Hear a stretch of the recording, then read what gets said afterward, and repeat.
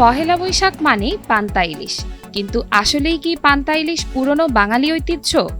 বাঙালি ঠিক কত বছর আগে থেকে পান্তা ভাত খাওয়া শুরু করেছে তার নির্দিষ্ট কোনো তথ্য না থাকলেও ধারণা করা হয় এটি গ্রাম বাংলার কৃষিজীবী মানুষের বহু পুরনো খাদ্যাভ্যাস। গরমের দিনে শরীর ঠান্ডা রাখা এবং আগের দিনের ভাত অপচয় রোধের জন্য পান্তা ছিল সহজ, কার্যকর ও জনপ্রিয় খাবার। মধ্যযুগীয় বাংলা সাহিত্য চণ্ডীমঙ্গল কাব্যে আমানি নামের একটি আচার উল্লেখ আছে, যা বাংলা নববর্ষের প্রাচীন আঞ্চলিক উৎসব হিসেবে ধরা হয়।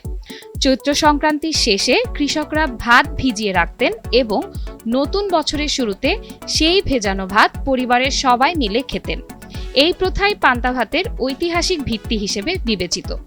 অন্যদিকে পহেলা বৈশাখের ইতিহাসও কৃষি নির্ভর সমাজের সঙ্গে গভীরভাবে যুক্ত। মুঘল সম্রাট আকবরের সময় ১৬০০ শতকে খাজনা আদায়ের সুবিধার্থে বাংলা সনের প্রবর্তন করা হয়। পুরনো হিজরি পঞ্জিকা কৃষিকাজের সঙ্গে সামঞ্জস্যপূর্ণ না হওয়ায় নতুন সৌরভিত্তিক বাংলা সন চালু করা হয়। তখন থেকেই বছরের প্রথম দিনটি কৃষক ও ব্যবসায়ীদের জন্য বিশেষ গুরুত্ব বহন করতে শুরু করে।